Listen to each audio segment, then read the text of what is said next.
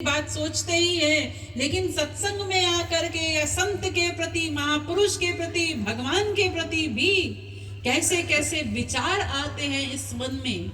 इतना गंदा मन, ये मन देंगे हम? ये मन उनकी कृपा का मूल्य हो सकता है? और अगर बुद्धि की बात करें तो बुद्धि तो ये शरीर से, मन से भी गंदी है। जिस बुद्धि के कारण आज तक अनंत महापुरुष मिले, अनंत संत मिले, अनंत बार उन्होंने समझाया, सुना हम लोगों ने, लेकिन माना नहीं। इस बुद्धि ने मानने नहीं दिया, संत की बात पर, शास्त्र की बात पर विश्वास नहीं करने दिया, अपने आप को सबके ऊपर रखा। ऐसी बुद्धि, इसी बुद्धि के कारण अभी तक कल्याण नहीं हो पाया हमारा। तो ये बुद्धि भगवान की कृपा का मूल्य हो सकता है? नहीं। तो क्या देंगे हम? हमारे पास क्या है भला? कुछ नहीं है, कोई मूल्य नहीं है। तो भगवान तो सदा से अकारण करुण ही है, अकारण कृपालु ही हैं। वो बिना कारण के कृपा करते हैं। तुम कुछ मत करो, बस उनकी समस्त कृपाएं प्राप्त कर लो। एक भक्त ने बड़े विनोद में कहा भगवान से, रत्नाकरस्तव गृहं गृहिणी च पद्मा। हे महाराज, आप रत्नाकर है, क्षीर सागर में आप रहते हैं, जहां हीरे जवाहरातों की खान है, खजाने भरे पड़े हैं। और फिर महालक्ष्मी, जिन महालक्ष्मी के चरण के नाखून की चमक की एक किरण के बराबर भी कुबेर की संपत्ति नहीं है, वो महालक्ष्मी आपके चरण दबाया करती हैं। सारे जगत के आप मालिक हैं, आप जगदीश हैं, मैं क्या दूंगा आपको? क्या है मेरे पास? तो विनोद में कहता है वो भक्त, राधा हृतो ही मनसो मनसोस्ति दैन्यम। महाराज, एक चीज है जो आपके पास नहीं, मेरे पास है। क्या? आपके पास मन नहीं है। मैंने कल आप लोगों को बताया था ना, भगवान अनी है, बिना मन के, मन नहीं है उनके पास। तो भक्त कहता है, आपके पास मन नहीं है, आप मेरा मन ले लीजिए।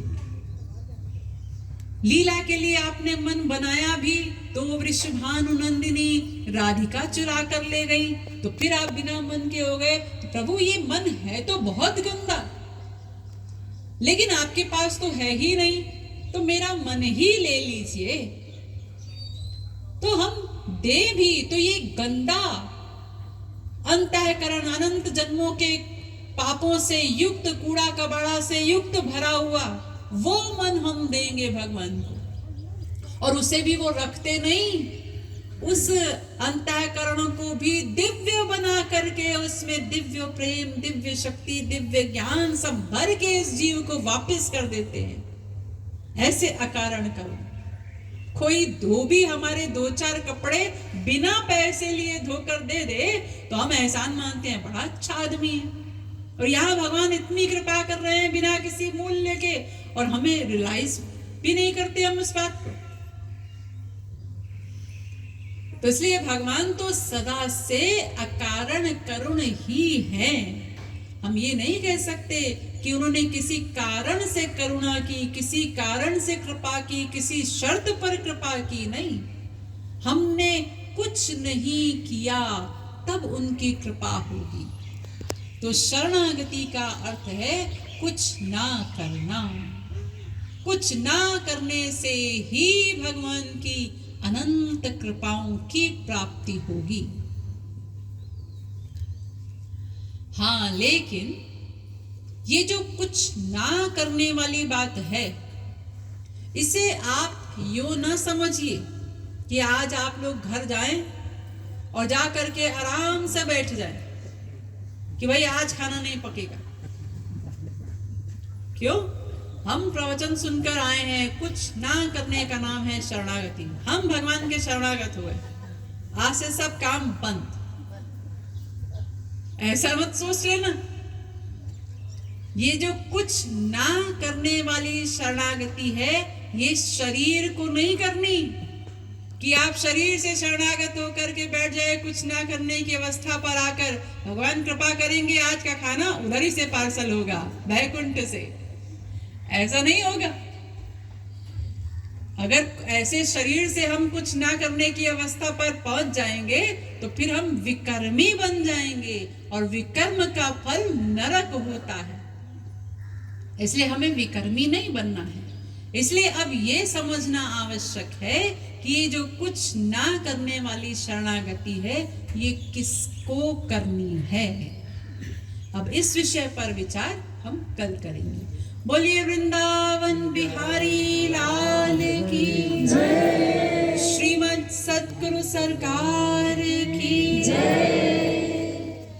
और देखिए, अभी कल तक का जो विषय था वो एक थियरी वाला विषय था, लेकिन अब आज से ये जो विषय शुरू हो गया है ये प्रैक्टिकल करने वाला, यानी अभी तक तो सुनने वाली बात थी, अब जो बात हम आपको बताएंगे आज से जो प्रारंभ किया है, ये करने वाली बात आ गई है।